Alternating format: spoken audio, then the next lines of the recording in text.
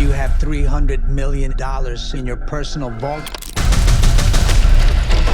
That's what I want for Christmas. I believe in you, Santa. If you didn't get a chance to see Violent Night, now is your opportunity. The home entertainment release is right in front of you, and I'm here with one of the stars, John Leguizamo. John, can you talk a little bit about it? Hopefully, you know, sometimes in these great home entertainment releases, there's little extras that come out for the fans that didn't get to see in the movie. What can we expect? Well, I haven't seen them all, but I heard that there's scenes that got cut out, and I ad lib a lot, so I'm hoping it's all my stuff. And some behind the scenes, walking around and rehearsing the stunts that were really mad complicated. And I had to rehearse for about a month to get in shape for these mad. Because it's the producer of John Wick and director of John Wick, David Leitch and Tommy Wirkola, who they love to push the envelope. We'll talk a little bit about that, because it's always actors sometimes had to go out of their comfort zones. They have a skill set, but they have to learn something new. So what was that for you in this process? I fought a lot in my life, but you get to a certain age, it gets a little more difficult. And this was like, 50 punches, 50 moves, which is a lot. It's hard to memorize. It's hard to execute. You want to look like a badass. You don't want to look like you're weak and foolish, like some people do. But I didn't want to look like that. So, I trained every day over the weekends with David Harbour and Jojo Eusebio, who's one of the great stunt coordinators. And they were really patient with me, very gentle, very forgiving. Talk a little bit about, as an actor, the joys of being the antagonist in a film. Well, it was the most sought after roles by the great actors, because you can be everything. You can rage, you can be bitter, you can be, yourself, basically. Instead of being the lead who's always, behind a little bit of a mask of charm. This, you can charm, you can be brutal, you can be vile. It's so much fun, but it takes a lot. I mean, you gotta, your movie's only as good as your villain. So I have to maintain my villain at a top level of intelligence, a top level of tension. I can't let the tension drop. I have to make you believe that I'm dangerous, which is not very easy for a lot of actors to do. Not a lot of actors have that. And I think it's naturally in you somehow, maybe because of my childhood. But you have to own that danger, and not everybody does. Only a few actors, like Pacino has it, De Niro has it. There's very few actors who have that sense of danger. So, I mean, you kind of dropped something here, so I would be remiss if I didn't go through. What was it in your childhood that gave you that essence of danger? I got beat up a lot. No, there was a lot of violence in my neighborhood in Queens, Jackson Heights, New York City.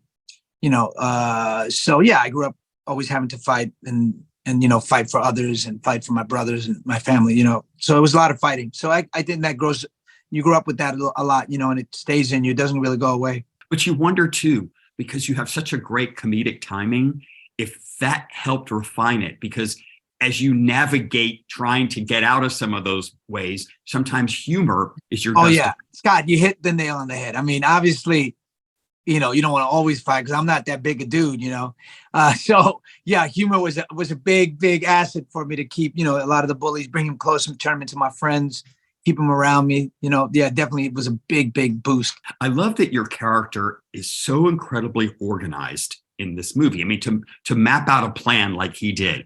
And I was wondering, how good of a planner is John Leguizamo? I'm pretty badass planner. I wouldn't be where I am today if I wasn't that organized. I do have an inner sanctum. I have a support group. I have a team of people that I work with, and I guide. So yeah, no, I'm a good planner. Yeah. It's funny. Here we are, a few months past the actual holiday of Christmas, and while it is a day that it's supposed to be of joy, of family, cinematically, it's always fraught with something, with complicated familial relationships, as in this movie. Why is that conundrum? Why do we have that paradox of because it's the only time of the year where you're all together for too long. So that's why that happens. You have a few drinks, you see relatives you never see, it stuff starts to rehash and bubble to the surface. And that's why. I mean, if you all met all the time like that once a month, it would be cleared out by Christmas. But you know what I mean? You only meet like twice a year, the whole entire family, maybe 3 times like that in that large group, So let's put you on the spectrum here. What has been your best Christmas? And then what has been the one that's been the most complicated? My best Christmas, actually, it was this past Christmas. We had a great time. We went to Guatemala with my kids and we horseback rode up volcanoes and slid down the volcano dust. Oh, it was wild, man. It was incredible. These giant volcano lakes in Guatemala. And we spent time with the Maya. That was so beautiful. The most complicated was, when I had my divorced parents come to my to Christmas. That was not that good. That was, there was fraught with tension. I mean, are they going to fight? Are they going to fight them? I got my in-laws and, it was very tense. I was very tense. Now you used the word I didn't do it again. You used the word kids just a few seconds ago. They're not kids anymore. They're in their 20s. Yeah, they're early 20s. They'll always be my kids, though. How much did Christmas change in your eyes when they were younger? Like, as we see in this movie, a lot of it is told through the eyes of a child or what Christmas means to a child. So or even any of the holidays, when you're a parent and you have, 5, 8, 10-year-olds going through an experience like that? Well, it's amazing because it's like a second childhood for you. Because it reawakens all your feelings of wonder, of the possibilities, of miracles, of just believing it, letting your imagination go. And you want to protect that as a parent for your child because you know how beautiful and delicate it is. And you become sort of the puppeteer of it, sort of the director of keeping that bubble, and helping them believe more because eventually it's going to fade, and you want them to soak it up and really be lost in it because it's a beautiful thing. It only comes once in your life, Years ago, I had the pleasure of going on the set of a movie that had a Christmas theme. It was shot in July. So everything was fake snow and people were walking around in heavy jackets and it was warm. As you watch this movie, there's all this snow around and everybody's kind of dressed for freezing temperatures. What was the actual logistics like? We were in Winnipeg, Canada, January, February, March, one of the coldest years, the most snow they've ever had. It was unbearable.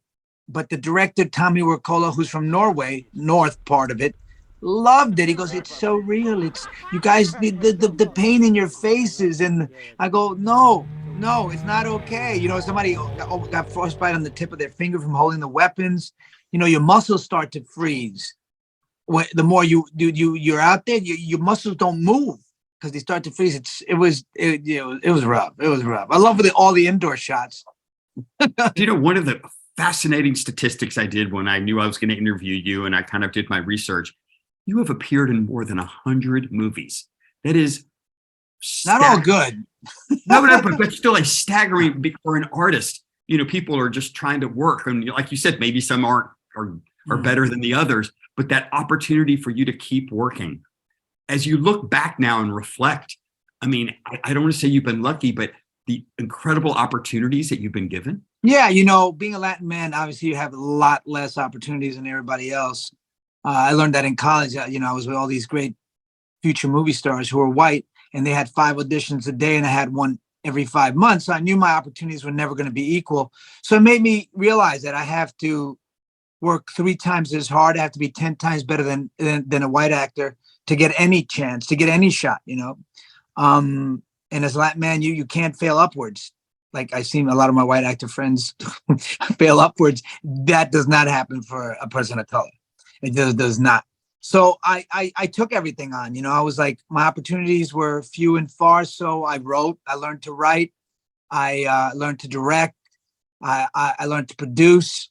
I did theater. I did speaking engagement. I did everything. Like J-Lo. You see J-Lo?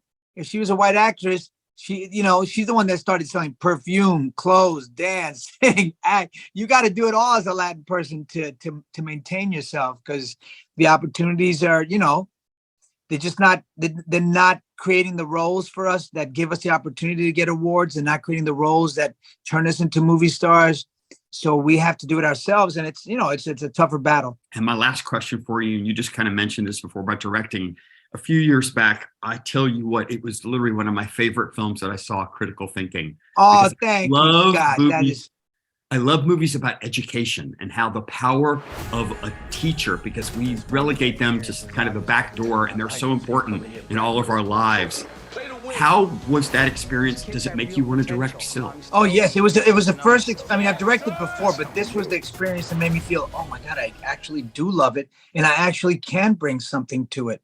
You know, the 100 films that I've done, I didn't realize, but it was a repository for incredible film hacks and life hacks. You know, from these directors, I've learned so much from Baz Luhrmann, Brian De Palma, Tony Scott, Spike Lee, Ava DuVernay, Andy Davis, Brad Furman. I've learned so much from all these directors, and it's here. And when I was doing critical thinking, it just came to be, and it was such a beautiful story, a story that I love, a true story, like you said, of teachers who were real. This was a real teacher in Florida, in the toughest neighborhood in Miami, Overtown. And these 5 Latin and Black kids became U.S. champions in chess 5 years in a row. And one of them almost became the world champion, but they disqualified him on a technicality of they said he was an immigrant and not a naturalized citizen, which was BS. But it took him down, but he should have won because of his talent and ability. Well, thank you for sharing your talent and ability. Muchas gracias. Gracias a ti, un abrazo. Again, it's the home entertainment release of Violent Night, and this is Scott. Thank you, Scott. Ciao. Come on. Which one of you did that? Prancer? So unprofessional.